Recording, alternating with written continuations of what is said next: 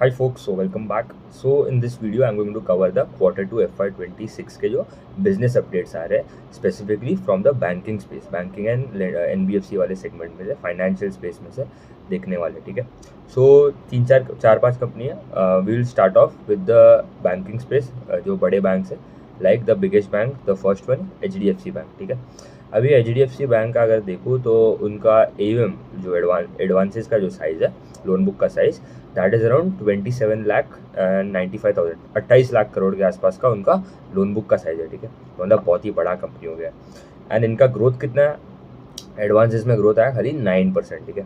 मतलब इनका बेसिकली जो सिस्टम का जो क्रेडिट ग्रोथ है, ठीक है, वो क्या होता है बेसिकली आपके जो टॉप 4-5 जो कंपनीज है, SBI, ICICI, HDFC, Kotak and axis, ठीक है, ये जो अगर 4-5 जो कंपनी का एवरेज ग्रोथ जो होता है दैट इज बेसिकली आपका सिस्टम का क्रेडिट ग्रोथ। तो वो last quarter it slowed down to around 9.2-9.5% के आसपास हो गया। दिस क्वार्टर अगेन वो मुझे लग रहा है अराउंड 10% के आसपास ही रहेगा, ठीक है। तो they are growing at par with the system का क्रेडिट ग्रोथ। तो लास्ट ईयर तो उनका ग्रोथ कम था कंपेयरिंग टू द सिस्टम का क्रेडिट ग्रोथ, एवरेज ग्रोथ, ठीक है, अगर जो बड़े बैंक, ठीक है, क्योंकि इनका साइज भी इतना बड़ा हो गया। तो इनका जो मर्जर हुआ था ना, उसके वजह से उनको लोन बुक में थोड़ा ग्रोथ कम हो गया, क्योंकि HDFC जो हाउसिंग डेवलपमेंट फाइनेंस कॉर्पोरेशन है, दैट वाज एन NBFC, तो that was not able to take any deposits, but उनका लोन बुक ऐड हो गया इन देयर बुक्स, ठीक है। तो as the size increase the growth slow down. तो पहले उनका ग्रोथ आता था 20% ऊपर ही आता था 20% से, बट वो ग्रोथ कम होकर लास्ट 4-5 क्वार्टर से तो 5-10%, 5-6% का ही लोन बुक का ग्रोथ आ रहा है, ठीक है। एंड दिस क्वार्टर थोड़ा अच्छा ग्रोथ आया comparing to the big previous quarter. तो 9% भी ग्रोथ कुछ अच्छा नहीं है, but comparing to the last quarters, few last quarters, अभी they are just growing with the industry का एवरेज का ग्रोथ, ठीक है। दो HDFC का उतना है, एंड डिपॉजिट्स में उनका ग्रोथ है अराउंड 15%। कासा रेशियो उनका अराउंड 32% के आसपास है, वर्सेस 32.3%, 32.4 वर्सेस 32.3। तो वो भी स्टेबल ही है, ठीक है, वहाँ पे भी कुछ डिपॉजिट साइड में भी उतना कोई प्रॉब्लम नहीं है। तो ग्रोथ स्लो हो गया है completely, and 3 time price to book अगर वो दे रहा है, ठीक है, एंड आपको मिल रहा है company that is growing at 9%, तो मतलब that is a very bad deal in the NBFC space, ठीक है। मतलब ब्रांड बड़ा हो गया, नाम भी बड़ा हो गया, बट मेन तो आपका ग्रोथ स्लो हो गया, वो प्रॉब्लम है, ठीक है। तो सेकंड कंपनी अगर देखो तो दैट इज़ कोटक बैंक। अभी कोटक बैंक का भी सिमिलर ही प्रॉब्लम था। उनका उनका साइज इज़ वेरी मतलब छोटा है कंपेयरिंग टू HDFC, ठीक है। उनका एडवांसेज AUM का साइज अराउंड, लोन बुक का साइज अराउंड 4,50,000 करोड़ के आसपास। उनका एडवांसेज में ग्रोथ है अराउंड 15%, तो ये थोड़ा बेटर है comparing to HDFC। And deposits में ग्रोथ है अराउंड 14% के आसपास। इनका कासा रेशियो भी मतलब बहुत स्ट्रॉग है, it is around 39% versus 39 quarter end quarter, ठीक है। मतलब 39% is very good. CASA ratio basically क्या होता है, आपका current account and saving account के कितना रुपये पड़ा है वहाँ पे comparing to the total deposits आपने जो लिए, ठीक है।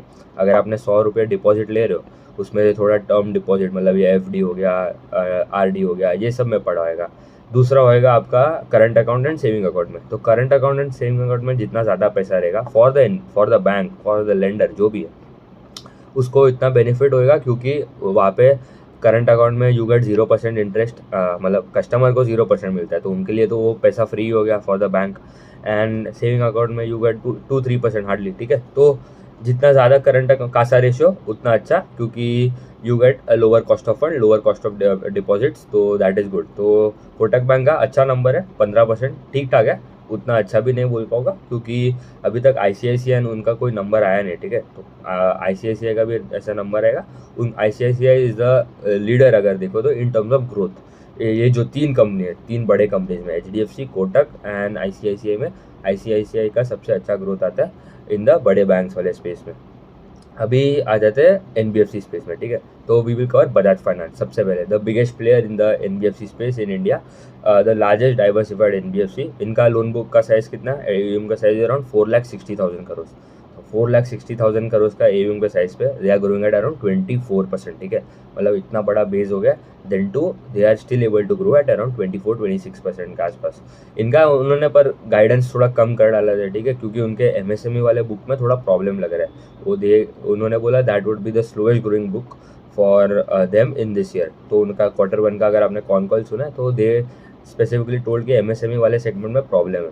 फिर हम लोग ने दूसरे जो कंपनीज देखे, जो छोटे कंपनीज है लाइक SBFC हो गया, 5 स्टार हो गया, मास फाइनेंशियल, उन्होंने भी मतलब उनका क्रेडिट कॉस्ट का गाइडेंस बढ़ा दिया था, मतलब उनको भी लग रहा है कि थोड़ा प्रॉब्लम है।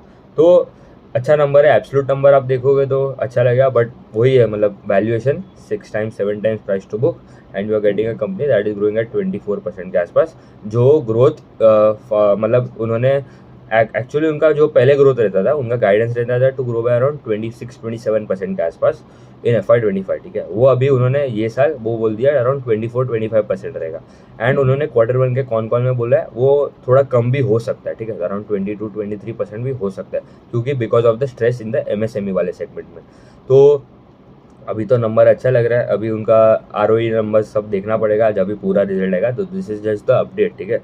एंड उनका डिसबर्समेंट मतलब उनके जो न्यू लोन्स जो बुकिंग हुआ दैट ऑल्सो ग्रो अराउंड 26%, तो वो भी अच्छा था। फिर आ जाते हैं थोड़ा हाउसिंग फाइनेंस कंपनी में, बजाज हाउसिंग फाइनेंस, ठीक है। तो बजाज फाइनेंस का जो सब्सिडरी है बजाज हाउसिंग, इनका क्या सीन है, इनका लोन बुक का साइज है अराउंड 1,26,000 करोड़ के आसपास एंड दे ग्रू बाय 24%। तो अभी अगर ये हाउसिंग फाइनेंस स्पेस भी देखो ना, जो अच्छे कंपनीज है, ये Bajaj housing is into prime housing finance, ठीक है।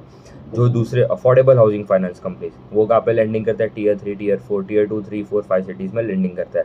एवरेज टिकट साइज में मेजर डिफरेंस है prime housing and affordable housing players में। प्राइम हाउसिंग में the ticket size would go from 50 lakh, 1 crore, 2 crore जा सकते हैं आराम से।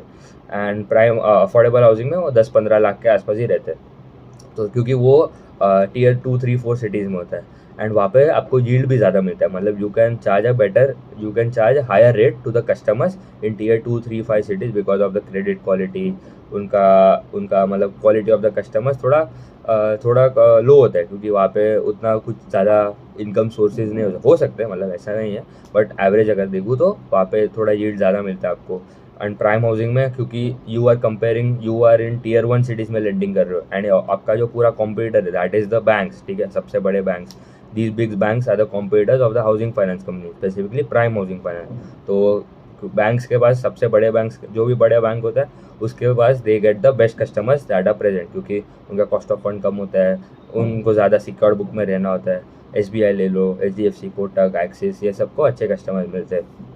तो इनका AUM में ग्रोथ है 24%, मतलब बहुत ही अच्छा नंबर है, मतलब बट उन्होंने क्या किया था, उनका जो गाइडेंस था ना FY25 के लिए, इट वाज अराउंड 24-26% के आसपास, वो उन्होंने स्पेसिफिकली FY26 में वो कम करके it has come down to around 21-23%।